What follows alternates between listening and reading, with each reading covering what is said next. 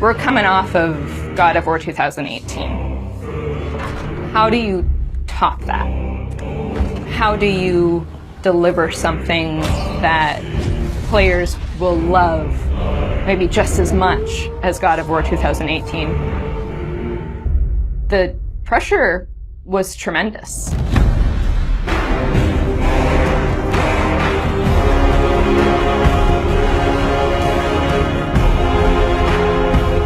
My name is Ariel Angelotti, and I am the senior producer for narrative. My name is Richard Gobert. I'm the story lead for God of War Ragnarok. I'm Jody Kupsko, and I'm the supervising dialogue designer. It's my job to shape the story along with our writing team, our narrative director, and game director. As a producer, it's my job to help build a team to create that content, to own the schedule in realizing that content. I oversee the dialogue production throughout the entire titles. Every line of dialogue that you hear, every human vocalization and effort and grunt, our team touches. So I'm a man now, like you? No. We are not men. We are more than that. The responsibility is far greater. In the story of God of War 2018, we find Kratos seemingly having turned over a new leaf in the Norse lands. He lives a quiet life, hidden in the woods with his wife Freya and their son Atreus. And the story starts with them mourning her death. And we learn that she made a final request before she passed away. She wanted them to spread her ashes from the highest peak in all the 9 realms. He's scared of being a bad father, a bad influence, and as a result, it's made him an absent father. His greatest fear is that he's passed that evil that's inside of him onto his son. You are too quick to temper. You are rash, insubordinate, and out of control. This will not stand. You will honor your mother and abandon this path you have chosen. It is not too late. They befriend Freya, who is an exiled Vanir goddess who used to be married to Odin. They meet Mimir, the self-proclaimed smartest man alive, who serves as their guide and their confidant. And they meet the Holdra brothers, Brok and Sindri, who are world-class weaponsmiths who end up their main source of upgrades and equipment. Now, among the enemies they make are the Aesir gods, whose leader is none other than Odin, someone we never meet in God of War 2018, but who casts a very long and dark shadow over the 9 realms. There are consequences to killing a god! Why? How do you know? How do you know? After many adventures, Kratos and Atreus end up fulfilling Mom's wishes, and over the course of that journey, they find out more about each other and about themselves, and finally find a common ground between them. They become the close family unit that Faye hoped that they would become. In God of War Ragnarok, we fast forward a few years, and little Atreus is now a teen, and they're back to hiding out in their home in the woods in Midgard. During the course of the previous game's events, they were forced to kill Odin's grandchildren, Magni and Modi, the sons of Thor. Thor does a lot of the lion's share of Odin's dirty work, and as a consequence, he's a very violent, unstable personality. At the end of the last game, they were also forced to kill Balder, the son of Odin and Freya, and that has its own set of consequences. He was a very powerful chess piece for Odin, one that Odin is incredibly bitter about losing. Freya has vowed vengeance against them for the killing of her son. Kratos and Atreus didn't want to kill him, they were friends with Freya, but Balder tried to kill her in front of them, and Kratos had no other option in the moment but to kill him to save Freya's life, even though it meant losing Freya's friendship. I will parade your cold body from every corner of every realm and feed your soul to the vilest filth in hell. That is my promise. He saved your life. He robbed me of everything.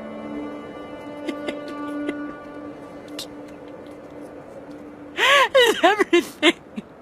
His death is also foretold to bring about Fimbulwinter, which is a brutal 3-year winter that is then followed by Ragnarok. It's an apocalyptic war between all the Norse gods, the giants, the dwarves, and the elves, and an army of the dead. They're all destined to fight in a battle that basically ends the world. Kratos is understandably worried about his son and what it means for him. You get to go on this journey with how Atreus grows into a young adult and how Kratos grows into his next era in his life, and really see kind of the parent that he's striving to be, but the person he's striving to be. I find that tale so incredibly relatable. We had started shooting plenty of content before the pandemic hit. In fact, the week before we all went work from home, we were doing a shoot. I remember being on and off that set, running back to the office and having to talk to studio leadership about what was going down and how this was going to impact us moving forward. And those were trying times. For us, it was a very unique challenge because we had to bring in actors and we had to record them. And so we had to look at different ways of adapting our typical motion capture process and dialogue recording process so we can continue production and continue at the quality that we wanted for our players and our fans. We had some actors stand in for other characters, actors who were already, who were like core to one of the scenes, might just be able to play a background character in another scene to be able to avoid a situation where too many people were on set on any given day. We avoided compromising the story that we were trying to tell as a result of the pandemic and these limitations that we had to deal with. There were no cinematics that we changed. We still have the same characters in them in the final game. We just had to get a bit creative with how we shot the content. Our actor for Atreus, Sonny, is a teenage boy, and his voice changed dramatically throughout the several years on this title. I don't want to fight anyone. I just want answers. We had to go in and even out that performance so it sounds like it took place over a short period of time. That was a unique challenge on this one. The prophecies say Fimbulwinter leads to Ragnarok. War is coming. Whether the Norse saga was going to be a trilogy or just 2 games was something we debated a lot. There were obviously pros and cons for either approach. So we waited for Cory Barlog to weigh in, and he did, and he said, let's do it in 2. The consequence to that is, how do you wrap up the story in one game and do Ragnarok justice? How do we lead up to that and then have a big moment at the end of the game and wrap up all those threads? This game is bigger than what we initially envisioned. There's a lot of important story moments that we needed to cover. There are more characters that we follow the threads of. And ultimately, it ends up feeling big and epic because there is a lot there for people to enjoy. I am very excited for folks to see this final chapter. A lot happens. We put our characters through the ringer, but we also bring them closure and we provide answers to a lot of the questions the first game posed. Just all of the new combat that we're doing and the new interactions. There's a lot of stuff that's happening in this title that I think people are going to have fun with. We all have our own personal Ragnaroks to deal with. And this story is about how you process that, how you own it, and how you make it a part of yourself and grow from it. I mean, we set some stuff up at the end of last game. There's going to be some consequences this game. We're going to see how things play out between Freya and Kratos. We're going to see how the evolution of the family relationship continues. You got Brok and Sindri, the dwarves, who are kind of part of your makeshift family now. And there's going to be some other characters that we introduce that maybe going to disrupt the balance a little bit. I can't wait until players get their hands on the game or are able to experience how the story unfolds for themselves. We have, I think, an incredibly well-rounded game. Very satisfying combat, beautiful and rich environments to explore, outstanding character art, a lush and moving soundtrack and soundscape. It's the work of hundreds of very dedicated artists, and they all have their own stories to tell. I get to lead a team of fantastic and brilliant concept artists And our role is to create the characters that you see in the game.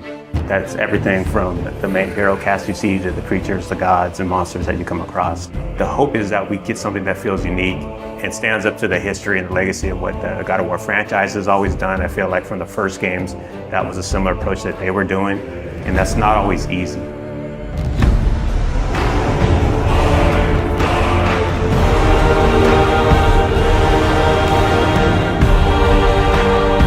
My name is Raf Grassetti. I'm the art director for God of War Ragnarok. Hi, my name is Marissa Coppert. I'm a character technical artist. Hi, my name is Angela Rico, and I am a senior character artist in God of War Ragnarok. Hi, I'm Della Longfish, and I am the lead of the character concept team at Santa Monica Studio. Come in. What in all yarns be the happened to him? As a character technical artist here at SMS, I rig most of the characters and props that you see throughout the world. As character artists, our job is to create 3D assets based on the beautiful concept art provided to us. We do this by making sure that the silhouettes on the models and the textures and materials stand out instantaneously. So when you see our characters on the screen, we want you to almost like them immediately or have a connection to them to some extent before even interacting with them. As art director, I get the chance to collaborate with all the departments in the studio, from narrative to viz dev, because we want to make sure the factions feel correct, all the races belong to where they're supposed to be, like all the realms have very specific characteristics about them to make sure it all fits within the God of War universe. Sorry, one more thing. Although, these are gifts I'm giving to you, so I shouldn't be sorry and you should be thankful. Anyways, here, please be careful. In the God of War 2018, we saw Brok and Sindri, and that was the tip of the iceberg of the Huldra. And in God of War Ragnarok, we actually get to go and visit Svartalfheim, where they're from. And a great part of that, too, is we want to make sure that we expand the cast. You know, we've just seen a little bit of what was represented, and that was something that we hadn't seen. Svartalfheim is a beautiful place. There's a lot of different biomes. You go from wetlands to mountain springs, and took a lot of inspiration from hot springs, from the minerals that you find, a lot of colorful minerals, a lot of resources. So the dwarves being the races that they are, we knew we wanted to play on that as well. So you see their influence on Svartalfheim on every corner. It's a realm where you're going to find a lot of water environments. There's quarries. It's a very industrial city. It's very organized, and you can see all the dwarves putting all the work into creating this great city where they live in. Knowing that they're blacksmiths, that was kind of reflected within their clothing. And you see that within the houses and every inch. We want to make sure that both the environments and characters had a cohesiveness that felt like every inch of it felt like it went together and was designed specifically by them. And again, that's something that we haven't seen in some of the other realms and is unique to these characters and their location. And the hope, it all goes together and creates a feeling within a realm that you're excited to see, feels unique, and really creates that sense of wonder where you want to go back. Atreus! When designing a character to match the geography around it, first it's definitely dictated by the viz dev team and the narrative team and the story team. They make sure the character is designed for features that fit in with what they need. When designing the Grims, we took a lot of inspiration from the environment. So we took a lot of inspiration from lizards, creatures that kind of belong to that environment. They have those big claws. There's small critters to the big ones, and really building up that race, making sure they kind of belong and that realm felt lived in and that ecosystem felt like very diverse. Making sure that it feels natural and believable is a big part that goes into the design elements. So our artist, Stephen Oakley, pulled a lot from the environment concepts that Luke Berliner and his team were doing and put a lot of those into actually the skin texture, even the bulk and volumes that you see in the characters. So it really does feel like not only do they belong in there, but you're able to see them and they stand out for the combat experiences with the character. Character design is all about storytelling. In the example of Durling, his design was really tailored to convey his own personality. He's a bookkeeper from Svartalfheim, and because his job demands, he's very organized, he's very rigid, and he's a very play-by-the-rules kind of guy. But then in contrast, you have his friend. So when you see Durling connect with his pet, we see that he's not all just this rigid librarian guy, but that he's got a softer side to him. I do believe that we're all storytellers, no matter what we do, even in the tech side of things. I mean, we work to make these characters that then tell a story, and we can also kind of put those features and traits on our rigs. The prophecies say Fimbulwinter leads to Ragnarok. War is coming. Svartalfheim, the dwarves, working with different races from different realms. So definitely seeing Ragnarok and the impact of that into the realm, it puts them into this position that's very interesting to see which side they take and things that they're building. So as you go through the level, you find out a lot more about this race and the political situation that is happening while Ragnarok and Fimbulwinter is taking place. Hey, dwarves! Oh. They're, running away.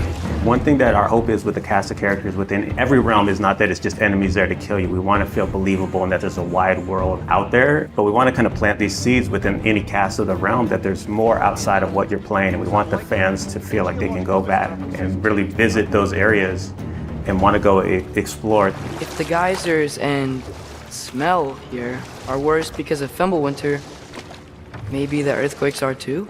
Aye. Going into Svartalfheim, I'm really excited for players to experience all the new races that lived in that realm, how they play very different from anything we had before. There's wildlife, it's something that kind of goes unnoticed, but we took a lot of effort to make the realm feel believable. So there's a lot in Svartalfheim, a lot to explore. I'm really excited for Svartalfheim. It is a gorgeous realm. After looking through some of the cinematics and playing some of the cinematics and playing through some of the puzzles, I'm so excited how water plays such a big feature in that realm, and that is so cool. I'm most excited for fans to finally get to see how the dwarves live. Brok and Sindri were fan favorites in the last game, so I think that all the work that we've put into Svartalfheim is going to make all the other dwarves shine just as bright as the brothers did. The best part I have is turning on the YouTube and seeing all these call-outs and all the attention to detail that the fans pick up on. That's one thing that we keep in mind when we're designing characters, to make sure we do right by the fans. And knowing that all the work we put in will be seen and appreciated. That's not always the case, but our fans just get every little nook and cranny on that. And we love that, and we packed a lot of that in for this new cast, and we hope you guys get the same feeling with God of War Ragnarok. From a combat perspective, I always, and I still feel like the meat and potatoes of any God of War game is combat.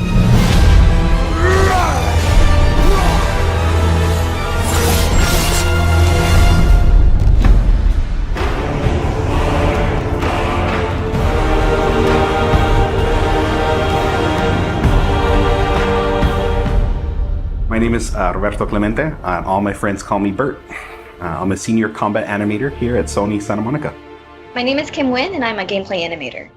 Hi, I'm Sabra, and I'm a senior VFX artist on God of War Ragnarok. My name is Grace Pan, and I'm a gameplay animator in God of War Ragnarok. Hi, I'm Stephen O'Hara, GBA, combat designer on God of War. And I create interesting and memorable creatures that players like to attack and defend against. As an animator, you gave life to characters. You make them move, you gave them personalities, you gave them weight.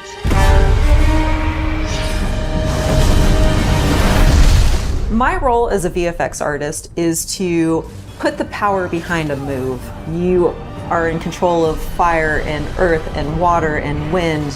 Whether you are throwing your axe or on the receiving end of an enemy spell, VFX is what really gives the movement and the danger to every move that a character or enemy makes. I work really closely with the design team and the tech art team on this project specifically. We actually work a lot with camera, along with the guidance of our great camera team, so I find myself doing fight choreography sometimes. One of the most challenging parts about being a combat designer isn't the technical implementation of creating a creature, but it's really navigating that line between frustrating and engaging. We want to make something that makes players lean forward and focus and really try hard against an enemy and feel good about overcoming that, but we don't want to make them feel defeated if they can't figure something out. And then it feels rewarding when you win, not because it was impossible, but because it was fun and engaging. After the last game, we've heard the community cry out for more mini-bosses, bigger creatures, and enemy variety, and this time we really leaned into that. So in God of War Ragnarok, you're going to be traveling to all 9 realms, and each realm is going to have like its own theme of enemies that are very unique to that space. For example, in Alfheim, we're familiar with the Dark Elves, but this time around we're going to be fighting Light Elves, such as the Light Elf Warrior.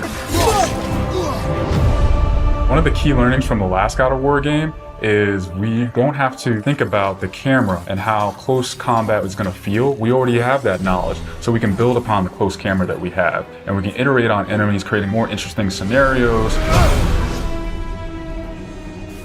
In the last game, Atreus was just starting to fight alongside Kratos, and he was learning from the master tactician. So in this game, he's trying to prove himself a little bit more, and we built upon those mechanics with him.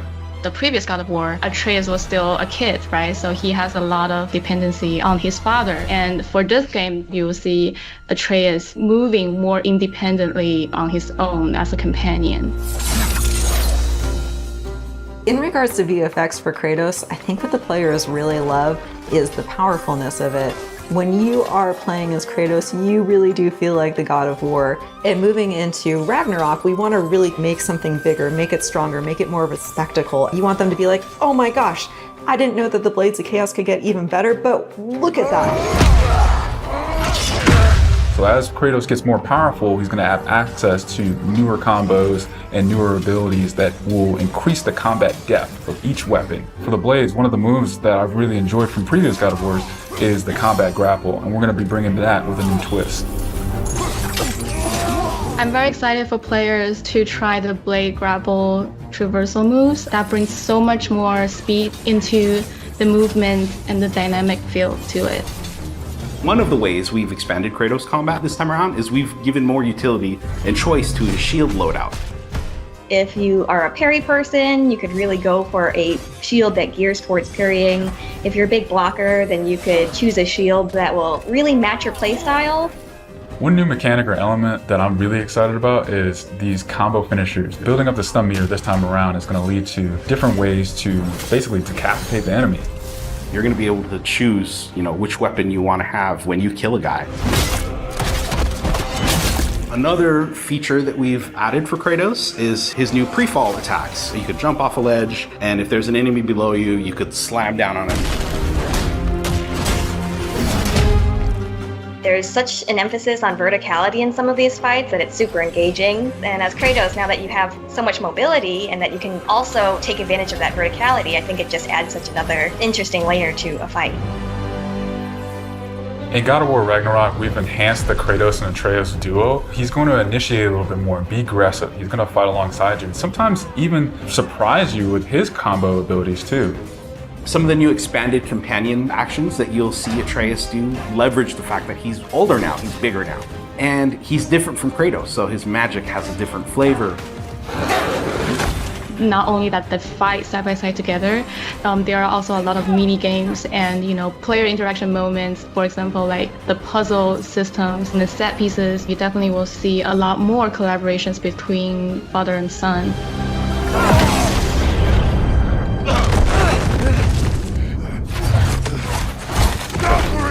Odin must have sent them! There's so much that goes into building a big set piece. You basically iterate and iterate and iterate, and it takes testing and just seeing what works to really figure out the personality of something. Basically, every department gives it their all to make things really spectacular. There were a lot of different times that I would look back at God of War games just through the ages before 2018. There were so many amazing, huge boss fights and set pieces that it was a huge inspiration for me on my time on this project. For the Old Father! Our design philosophy for creating new and memorable enemies is basically making them a combat puzzle, similar to like chess, and focusing on the chess pieces. Each piece has its own theme and its own use. You need to be able to see what's happening in an instant and be able to react as the player. There's a couple of different ways that we go into making an attack very readable for the player. Sometimes we add a signature audio cue, or we'll add the different rings, such as what we did in the last game, that lets you know that this attack is unblockable, you need to dodge it. There's so many different ways that VFX really helps not just show what an enemy is about to do, but show who the enemy really is.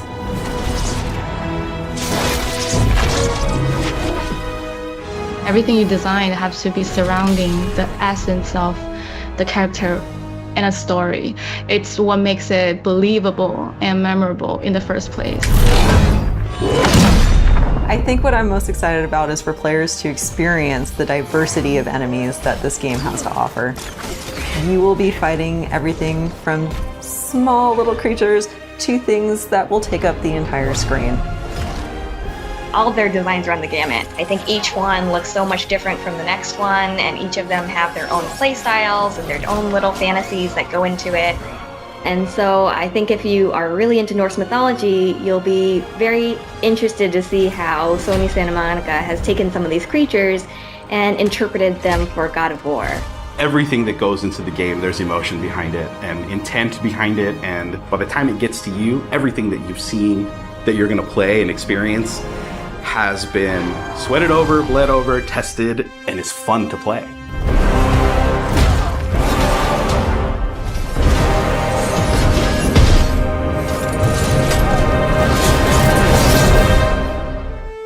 My favorite part of user experience design is when we get to have a player sit down and play the game and experience it regardless of the barriers they might face. Seeing players just overjoyed at the experience is one of the things that brings absolute joy to my heart. I hope that everything that we do to make accessibility better within the game, that's something that we can bring to as many people as possible.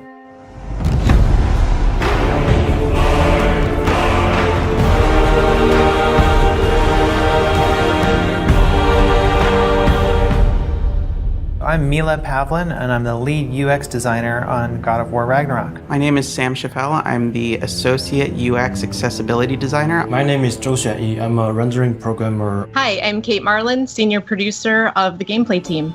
My primary job is to make sure that as I'm looking across the game, as features are developed, that designers and programmers and artists up front are asking themselves, am I taking accessibility features into account while I'm designing this? Is there something I can add systemically that will help integrate this feature across the board? My job is to hook up everything and implement the accessibility features on the rendering side so that the designers are able to implement the features into the game. Great! I'll head across for a better look. User experience design allows us to look at accessibility from the user perspective. So we are the ones who are actually going into the game and looking at the different design problems that there are to solve within the game and figuring out ways that players can access that content regardless of anything that they might have a difficulty with because of accessibility concerns. Accessibility at its core is making sure that we allow folks who want to play a game to be able to access the game and all of its features. That allows players to have experiences that they might not otherwise be able to. From swinging your axe as Kratos to traversing the realms and experiencing the story. These features make it possible to do these things. People are no longer limited by their physical capabilities, and they will be able to enjoy the game just like anybody else. There's a saying in the accessibility community, never about us without us, and we really wanted to make sure that everything that we are doing is with the community and not just about them. So we have to reach out to fans and understand what their needs are when it comes to accessibility concerns, and we have to reach out through consultants and playtesters to understand what things may be hindering someone from being able to complete the game. It's always the best to be able to communicate with the user and see what they're happy with and what they want improved. Some of the most inspiring things that I've seen that have made me want to think more about accessibility is seeing the stories that players have and how much it means to them when they're able to sit down with the game for the first time and play more than they ever thought they could. Boy, we must be better. You must never forget that. With the last God of War, we ended the game understanding that there were major problems with the way that we were designing for accessibility. Based on community feedback from the last title, we've incorporated several features into this title to make the experience more accessible. We talked to them about what they needed in order to play going forward, and we started to prioritize things very early in production. I think that was one of the biggest lessons we learned, is that early production, making sure that we have everything in place at the beginning of the development cycle. If you're trying to bake a blueberry muffin, you don't wait until the end to put the blueberries in. You make sure that it's in the batter. And with accessibility, we needed to make sure that we put those blueberries into the batter at the beginning so that they could bake in and we would have accessibility at the end. By having controller remapping, by having assists for things that seem trivial, we allow people to get past those blockers and experience it in a way that it's intended.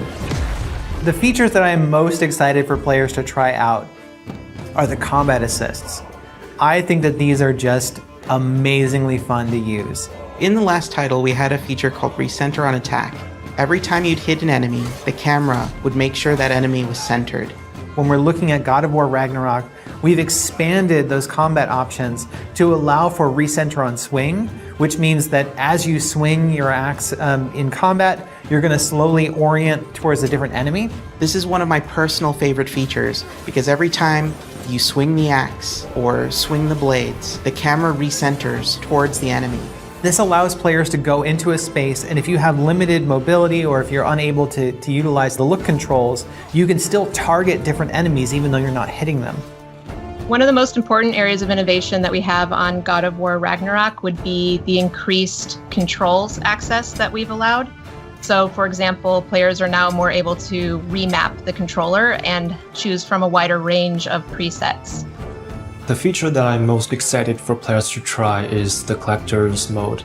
Collector's Mode highlights collectible objects in the game, such as ravens, so that they're much easier for players to find. I'm excited for players to try various features that we've created, from high contrast mode to traversal assist, auto pickup to navigation assist. Navigation assist was one that I particularly am proud of because we went from not being able to have someone navigate through the game at all to having someone be able to navigate using just a navigation assistance ping. So we looked at games like The Last of Us Part 2 and how they were navigating players through their world with low vision play. And we took our own internal compass system and were able to actually allow players to rotate their camera towards the compass and navigate to their next objective. Other features to look out for would be subtitle customization. So, for example, you can color the subtitle differently from the speaker, and you can even have the speaker name show up or turn that off if you don't like to see that speaker name in front of there. You can set a background for the captions. So when you're seeing the text, if you need more contrast behind the text, that's an option that's added in there. Another cool, exciting feature that we added was directional indicators to our captions and subtitles. So wherever a noise caption is coming from, the arrow will be pointing to it. So if there's a character speaking and you see the subtitles on the screen, there will be an arrow pointing out also where that character is relative to the player's camera. All these features will enable players to experience the game in different ways and adjust the challenge to their needs. Some of the things that I found useful are just settings around kind of reducing the amount of inputs I have to do when I don't feel like it's super necessary for me to control that aspect of the game. This one has helped me by having options like traversal assist, which just kind of makes the character vault over things and climb up things automatically, which reduces the strain on my body so I can just get ready to fight rather than just be spending time like traveling over things. I think a big misconception people have about accessibility features is that they're only applied to certain people. It's not about making a game easy. It's not about adding cheats. Accessibility controls are beneficial for everyone. It's beneficial for people with disabilities to be able to better engage with the game, but also open up those menus and see what they can do for you. People think accessibility means easy mode, and it is absolutely not about easy mode. If someone is unable to use their hand, for example, it doesn't mean that they want a lower difficulty. They just need to be able to set the controls in a way that allows them to use the controls differently. I'm partially deaf, so I can only hear out my right side. The fact that they had audio panning made me really, really happy because I still can feel vibrations through my left. So I just channeled more of the audio through to my right side, which enabled me to hear everything just kind of better. Growing up playing games one-handed was very challenging. Early games didn't have all the accessibility features that games like God of War Ragnarok and The Last of Us Part 2 have. There's a stronger motivation there to be a better developer and a better designer when you know that you are making people's lives better by allowing them to play. The future of accessibility in video games is very exciting. As we continue to innovate and the conversation grows, the experience just gets better for everyone. My hope is that it will expand beyond our current audience to include everyone, The more every studio takes in information about what can make accessibility better, the more we can inspire each other and the better we can make all of our games more accessible. I really have a high vision of making games that are not just accessible in the way that you can just get through them, but that they're accessible in a way that they are enjoyable and create more choice for players. When we look at the way that the industry is turning, we're moving away from this idea of let's just get the player through the game and more into how can we make an accessible game the most enjoyable experience, and how can we integrate these things into our games at a core level so that every player has access to those things. And as we expand that, I think that we're going to see an industry that is not only more accessible, but is more enjoyable overall.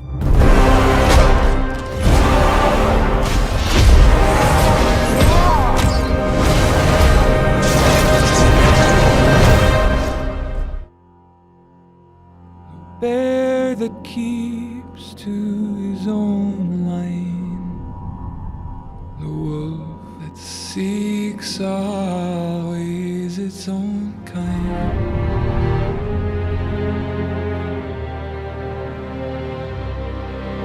The song is something of a journey, and I think that's something I always got from God of War. It's like, here's this constant moving forward in the act of moving through the world, and this journey of two people.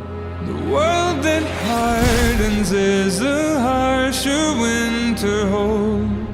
Underneath Kratos is this torrent of emotions. We are getting to explore those in a way that's deeper than ever before. I almost feel like you're giving him a voice that he, as a character, wouldn't be able to say on his own, that can capture that inner emotion. I've walked the earth and there are so few here that know how dark the night and just how cold the wind can blow. I really enjoyed the returning motif of a bear and a wolf. Two animals that one is definitely not a pack creature, one is a solitary creature, but yet they travel together, right? They're a pack somewhat of two, and the tensions, the sort of push and pull of a father and son relationship as that grows and complexes. So that was a fun challenge, bringing that into a lyrical narrative that feels natural. Playing you the theme, bum, bum, bum, just these 3 notes, and then we wanted to honor that simplicity. Then you came back with this killer line. I mean, blood upon the snow, I just thought was so eloquent and beautiful. Blood upon the snow.